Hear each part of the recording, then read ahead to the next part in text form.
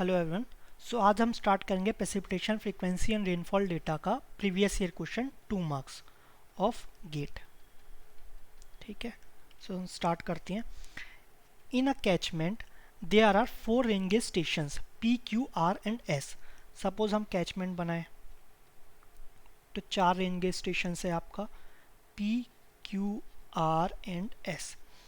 Normal annual precipitation values at the stations are 780, 850, 920 and 980 mm respectively. अब जो normal आपका annual precipitation है आपका कहाँ कहाँ, आपका पी क्यू आर एस ये आपका गिवन है।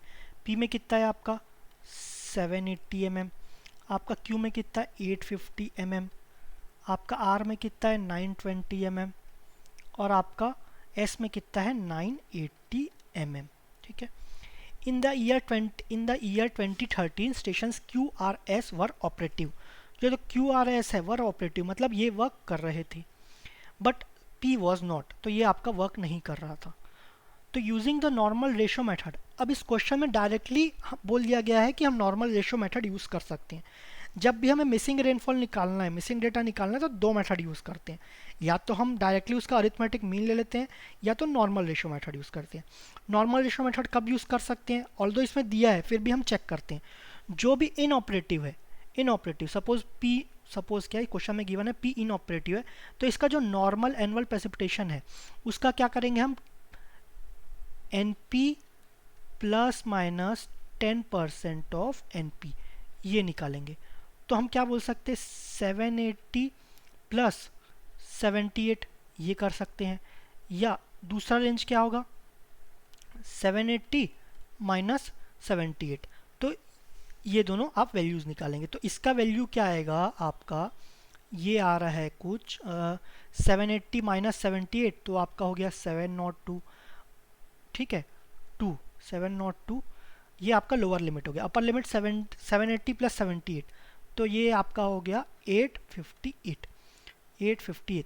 तो बाकी सब जो भी वैल्यूज़ हैं अगर इसमें फॉल कर रहे हैं, उसके बीच में फॉल कर रहे हैं, तो हम अरिथमेटिक मेथड यूज़ करेंगे।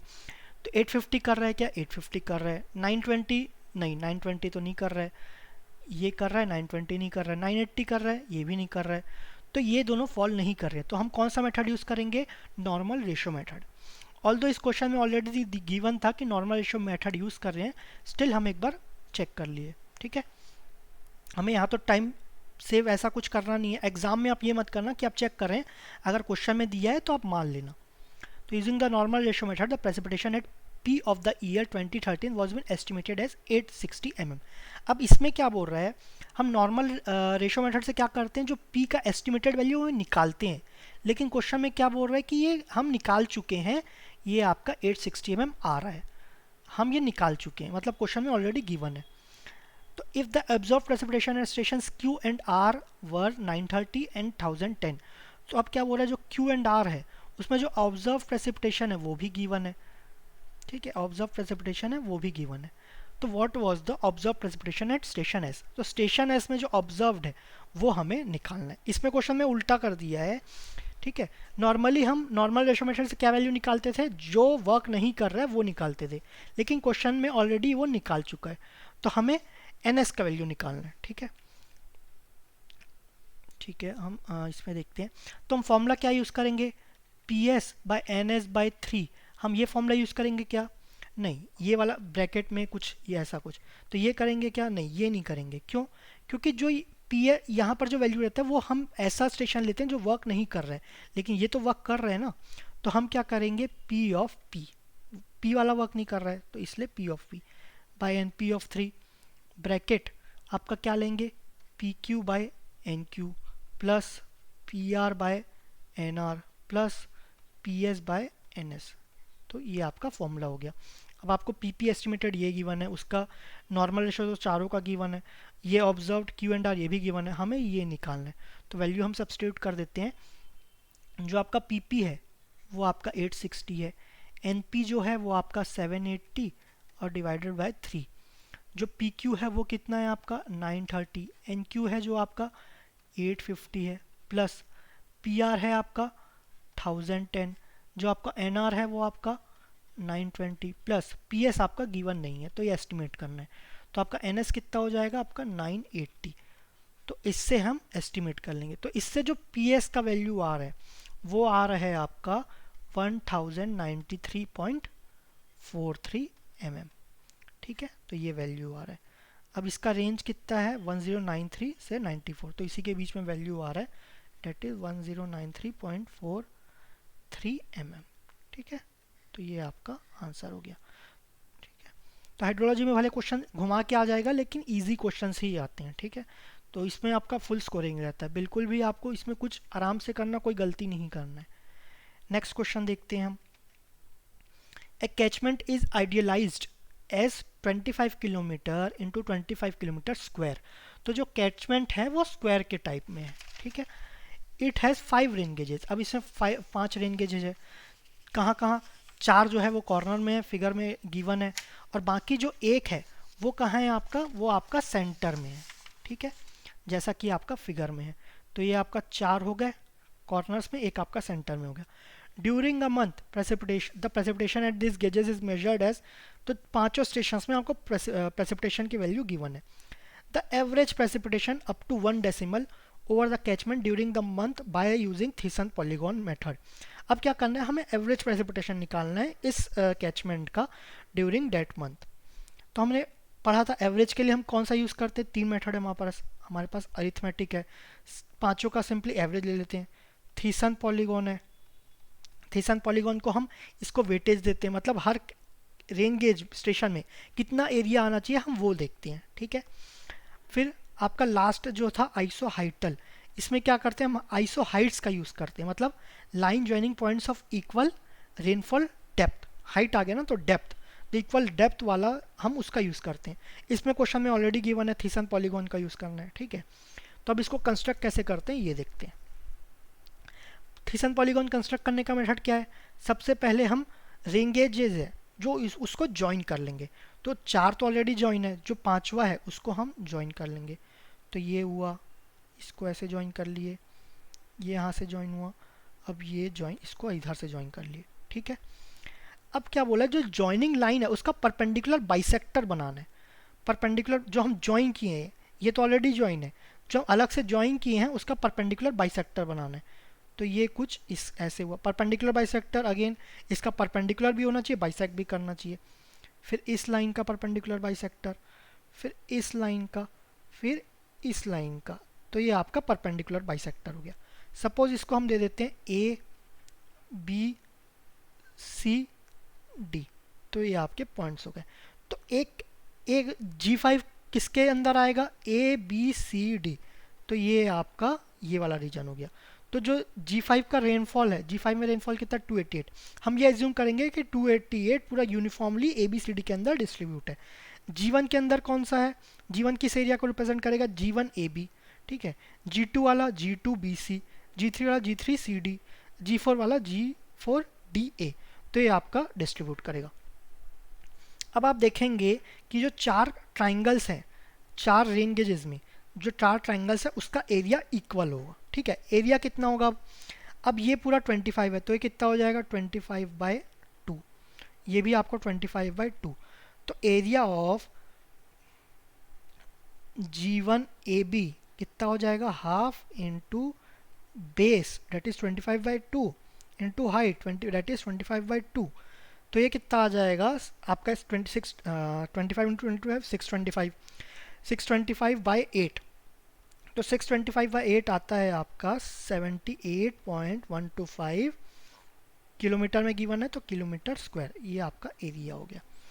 तो ये वाला एरिया 678.125 ये हो गया, लेकिन ये इसके इक्वल है ना, ये इसके इक्वल है और ये इसके इक्वल है, चारों इक्वल, चारों ट्राइंगल्स का एरिया इक्वल हो गया, डेट इज 78.125। तो बीच में जो स्क्वायर बन रहा है, स्क्वायर ही बनेगा क्योंकि स्क्वायर है, उसका फिर परपेंडिकुलर स्क्वायर बना है तो डायगोनल भी सेम हुआ, डायगोनल का परपेंडिकुलर बाइसेक्टर लिए तो वो भी सेम होगा, तो ये आपका स्क्वायर रहेगा। ठीक है, अब इसका साइज़ कितना है ये हमें नहीं पता, अब इसका एरिया निकालना है। तो एरिया या तो हम इसका लेंथ फाइंड आउट करके उसका स्क्वायर लेंगे तो उससे निकल जाएगा।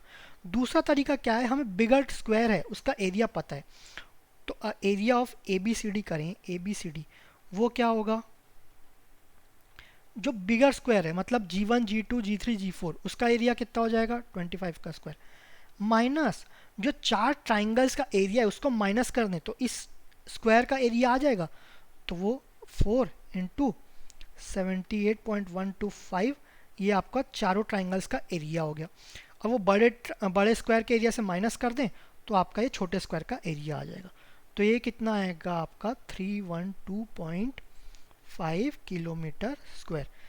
तो ये आपका इसका एरिया आ गया। अब सबका एरिया गिवन है आपको, तो आपको थीसन पॉलीगॉन्स का फॉर्मूला क्या रहेगा आपका, थीसन पॉलीगॉन से प्रेसिपिटेशन जो एवरेज प्रेसिपिटेशन निकालते हैं हम, वो क्या रहता है sigma A I P I by sigma A I. ठीक है, तो हम इसको करेंगे तो सबसे पहले हम बड़ा स्क्वायर देखेंगे। ठीक है, तो ये आपका ये ऐसा कुछ है और यहाँ पर बीच में G5 था, यहाँ पर G1 G2 G3 G4। ठीक है, ये किसी भी ऑर्डर में रहेगा, बाहर वाला कोई फ़र्क नहीं पड़ेगा क्योंकि सभी का एरिया सेम है। ठीक है, ये ध्यान रखना, बस G5 वाला है वो आपका अंदर रहेगा। तो आपका G5 का एरिया कितना है, G5 का एरिया है आपका 312.5। G5 का वैल्यू कितना है, G5 का आपका जो रेनगेज से आया है वो है 288, तो ये G5 का हुआ।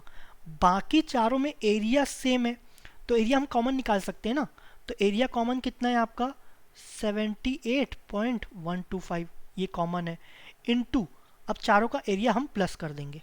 ठीक है, सॉरी, चारों का जो रेनगेज का वैल्यू है वो हम प्लस कर देंगे, तो वो है 300 प्लस आपका है 285 प्लस है 272 प्लस है आपका 290। ठीक है, ये हम ऐड कर दिए सभी को, डिवाइडेड बाय सिग्मा ए आई, ये पूरे का एरिया, पूरे का एरिया कितना होगा 25 का स्क्वायर, ये स्क्वायर है और वो साइड कितना है स्क्वायर का 25, तो 25 का स्क्वायर, ये वैल्यू क्या आ जाएगा 625।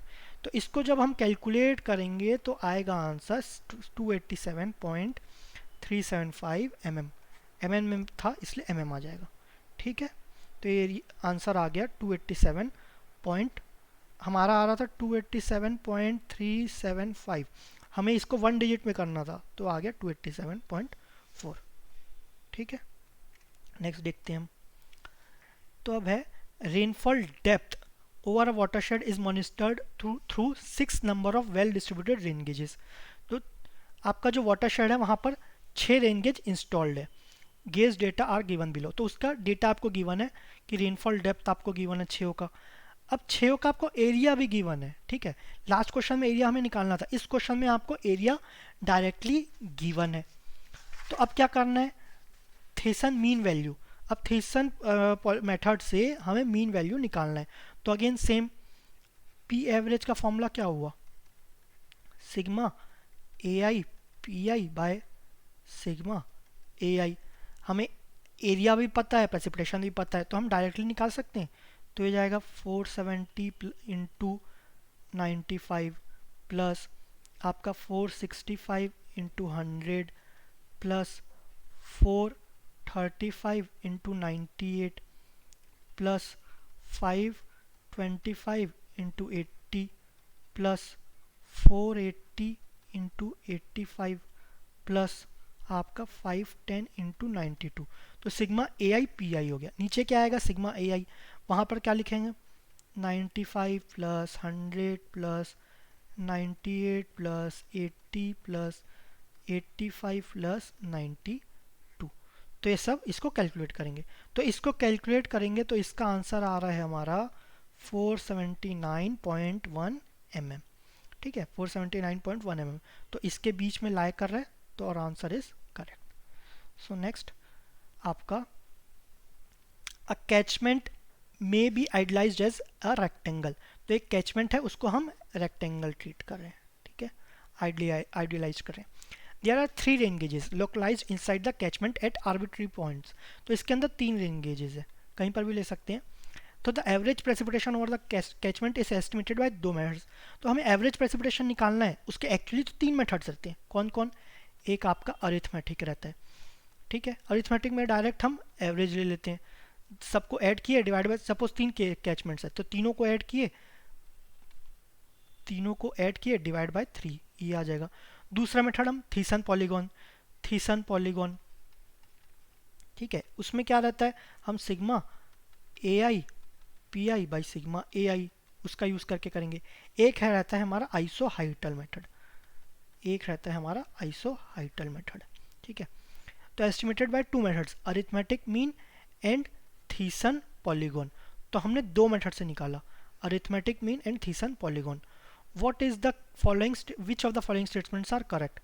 तो जो अरिथमेटिक से निकाला वो आपका हो गया पी ए, जो थीसन से निकाला वो आपका हो गया पी टी, ठीक है, ये आपका पी टी हो गया। So P I is always smaller than P T, तो हमें ये तो पता है कि तीनों में सबसे बेस्ट मेथड कौन सा, आइसोहाइटल मेथड। लेकिन हमें ये चीज़ नहीं पता कि कौन सा मेथड से ज़्यादा वैल्यू आएगा या कम वैल्यू आएगा, तो हम ये चीज़ नहीं बोल सकते। सो ये सही नहीं होगा। There is no definite relationship between P and P T, ठीक है, तो हम ये नहीं बोल सकते ना कौन सा बड़ा रहेगा कौन सा छोटा रहेगा, तो ये सही हो सकता है। अभी आगे और देखते हैं कि कौन ज़्यादा सही है। P I is always equal to P T ना, ये तो हम बोल ही नहीं सकते। अगर ऑलवेज इक्वल है तो कौन सा बेटर है हम तो बोल ही नहीं सकते ना, हमें तो पता है आइसोहाइटल बेटर है, उससे बेटर फिर थीसन पॉलीगॉन, फिर लास्ट में फिर अरिथमेटिक। तो इसमें तो इक्वल बोल रहा है, ऑलवेज इक्वल वो तो रहेगा ही नहीं। P I is always greater than P T, ये भी नहीं होगा। तो करेक्ट आंसर होगा there is no definite relationship between P A and P T, तो आपका सही आंसर है बी, ठीक है। नेक्स्ट, तो आपका 2 मार्क्स का क्वेश्चन यहाँ तक था। Thank you very much.